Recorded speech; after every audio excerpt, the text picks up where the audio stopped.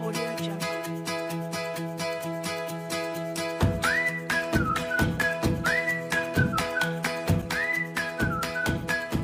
Assalamualaikum warahmatullahi wabarakatuh.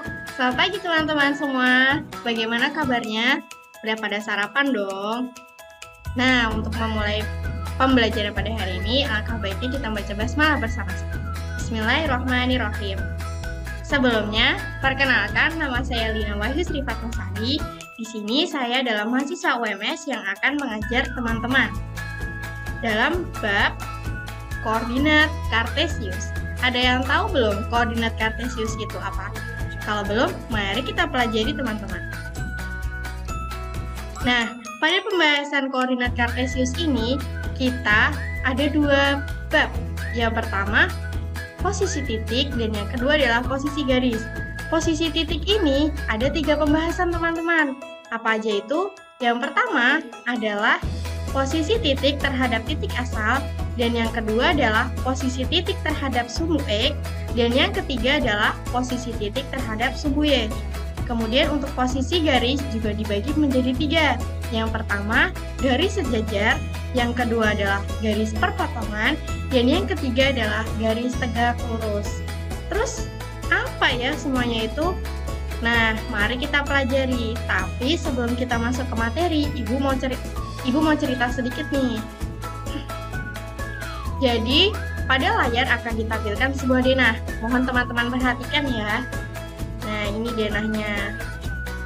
Terus, di sini, Feni dan Lina ingin berkunjung ke rumah gurunya, yaitu Bu Badia maksudnya. Maaf ya. Nah, si Feni itu adalah yang bersepeda pink, dan Lina yang bersepeda biru. Terus, informasi selanjutnya, mereka itu belum tahu nih, rumah Bu Baidah itu yang mana.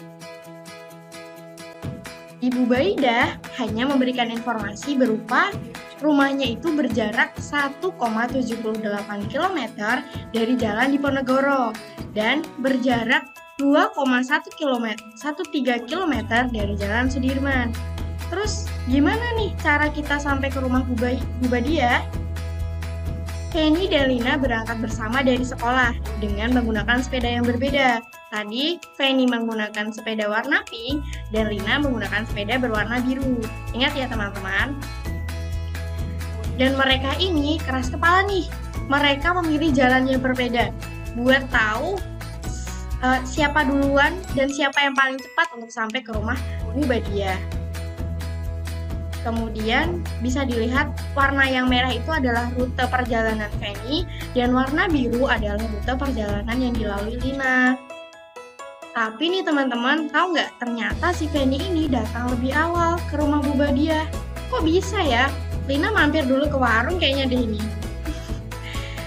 Padahal kecepatan yang mereka lakukan itu sama. Terus kok bisa ya? Mari kita pelajari. Selanjutnya. Nah, teman-teman tahu nggak apa hubungannya denah yang telah Ibu ceritakan tadi dengan koordinat kartesius? Ternyata mereka memiliki hubungan yang spesial. Nah, ini dia hubungan mereka. Jangan mikir yang aneh-aneh ya. Hubungannya adalah, nah, dari sekolah ke rumah Bu Badia, itu ada Jalan Sudirman dan ada Jalan Diponegoro. Rumah itu berada di pojok kiri atas, yang ini ya. Nah, kemudian sekolahnya ada di pojok kanan bawah. Jalan Sudirman itu, kita misalkan sumbu Y-nya. Dan Jalan Diponegoro itu merupakan sumbu X-nya. Jadi teman-teman tahu kan, sumbu searah horizontal itu merupakan sumbu X atau disebut juga koordinat X. Dan Jalan Sudirman atau searah sumbu Y itu kita sebut koordinat Y. Nah, di sini teman-teman pada paham kan apa hubungannya denah dengan koordinat kartesius? Jadi sebenarnya hampir sama, hanya saja koordinat kartesius ini kita terapkan di kehidupan sehari-hari. Seperti itu ya teman-teman. Nah, untuk selanjutnya masih pada serius kan? Dan masih pada fokus? kita lihat nih materi selanjutnya, yaitu penjelasan mengenai apa saja sih komponen yang ada pada koordinat kartesius. Berikut ini penjelasannya. Itu loh, jangan pada pergi, apalagi ditinggal makan. Nah, ini merupakan gambar dari koordinat kartesius. Apa aja ya komponennya? Koordinat kartesius ini dibagi 4 kan? Ada kuadran 1, yang mana X-nya itu positif dan Y-nya positif. Ditulis menjadi X, Y. Kemudian ada kuadran kedua, yaitu X-nya negatif dan Y-nya positif. Ditulis min X, Y. Kemudian untuk kuadran ketiga, yaitu yang di bawah, X negatif dan Y negatif. Apabila ditulis menjadi min X, min Y. Kemudian untuk kuadran keempat, yang mana X-nya positif dan Y-nya negatif, dapat ditulis menjadi X, min Y. X, Y, min X, Y, min X, min Y, X, min Y merupakan titik-titik yang ada pada koordinat kartesius. Seperti misalnya titik A, B, C, D, sampai titik H. Lalu, berapa ya besaran titik A, titik B, titik C, titik D, sampai titik H? Nah, titik A ini besarnya adalah 3,6. Titik B besarnya 4,4. Titik C besarnya adalah min 4,3 dan titik D min 6,5. Terus EFGH berapa ya? Coba teman-teman hitung deh berapa. Bisa nggak? Kalau udah, Ibu kasih tahu nih jawabannya. Untuk titik E yaitu min 5,5, titik F min 3,3, titik G adalah 2,6 dan titik H adalah 6,5. Kok bisa ya titik-titik tersebut besarannya 3,6, 4,4 sampai 6,5? Nah, untuk selanjutnya kita pelajari pada pembahasan minggu depan. Teman-teman, kalau misalkan mau menghitung sendiri juga boleh loh. Jangan sampai nunggu penjelasan Ibu di minggu depan. Kalau ada pertanyaan bisa disampaikan. Mungkin itu saja yang bisa Ibu sampaikan. Kurang lebihnya Ibu mohon maaf. Wassalamualaikum warahmatullahi wabarakatuh. Jaga kesehatan ya teman-teman. See you.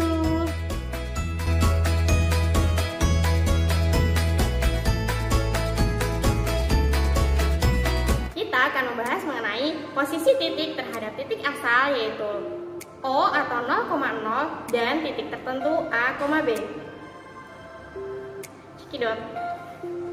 Posisi titik terhadap titik asal O atau 0,0 bisa dilihat di layar. Kita memiliki sebuah koordinat kartesius yang mana di koordinat tersebut terdapat titik A, titik B, titik C, dan titik D. Kemudian di situ terdapat titik asalnya yaitu 0,0 yang mana kita akan menghitung titik A dari titik 0. Nah, caranya untuk menghitung titik A dari titik asal adalah kita menghitung dari titik A itu 1, 2, 3, 4, 5. Jadi terdapat 5 lengkungan, yang mana lengkungan tersebut searah sumbu X. Kemudian untuk arah sumbu Y kita dapat menghitung mulai dari atas, yaitu 1, 2, 3, 4. Nah, di situ terdapat 4 lengkungan. Jadi titik A dapat diketahui menjadi 5,4. Untuk titik B, titik C, dan titik D di sini sudah Ibu tuliskan, yaitu titik B min 4,2, titik C min 6,3, dan titik D adalah 4,3. Nah, untuk caranya teman-teman bisa menghitung sendiri ya, seperti pada cara yang pertama. Untuk selanjutnya, kita akan membahas mengenai posisi titik terhadap titik asal O, yaitu A, B. Di sini juga terdapat koordinat kartesius. Misalnya nih, diketahui titik B ini adalah A, B, maka tentukanlah titik A dari titik B. Gimana ya caranya? Ibu di sini udah kasih tahu nih, jawabannya adalah 9,2, yaitu 9 satuan ke kanan dan 2 satuan ke kiri. Ke atas, maaf. Untuk menghitung ke atas, kita buat lengkungan lagi sesuai titiknya, yaitu 1, 2, jadi ada 2 titik. Kemudian ke kanan, yaitu 1, 2, 3, 4, 5, 6, 7, 8, dan 9. Berarti ada 2 titik ke atas atau 2 lengkungan ke atas dan 9 satuan atau 9 titik atau 9 lengkungan ke samping kanan. Jadi titik A dari titik B menjadi 9,2. Untuk selanjutnya yang akan kita bahas adalah posisi garis terhadap sumbu X dan sumbu Y.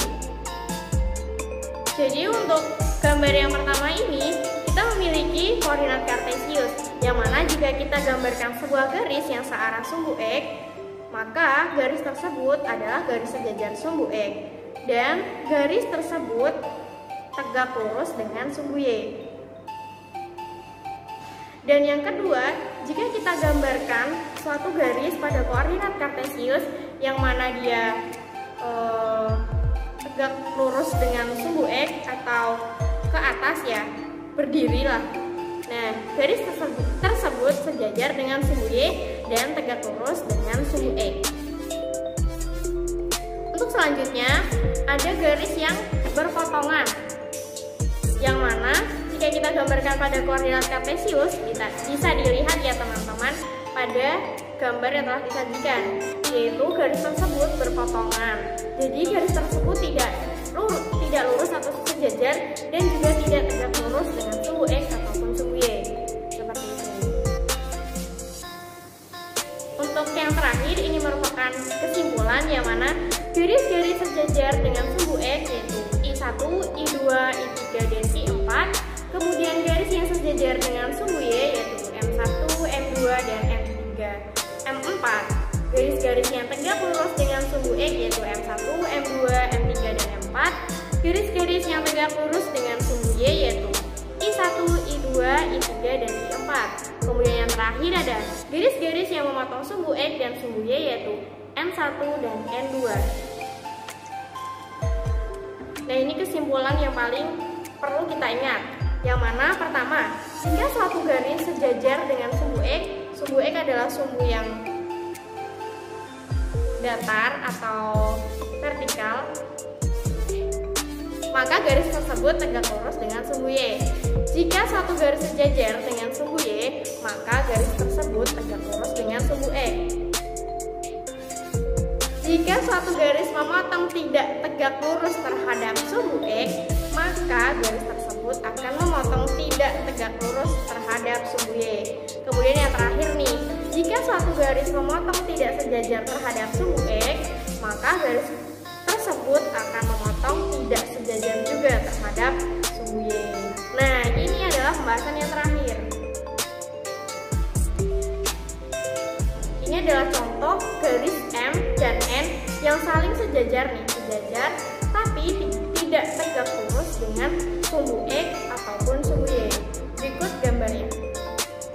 Bisa diperhatikan ya, garis M dan garis N tersebut mereka sejajar, namun garis tersebut tidak tegak lurus ataupun tidak sejajar dengan sumbu X dan sumbu Y. Sekian mungkin yang dapat saya sampaikan, kurang lebihnya saya mohon maaf. Tetap semangat dan jaga kesehatan. Wassalamualaikum warahmatullahi wabarakatuh.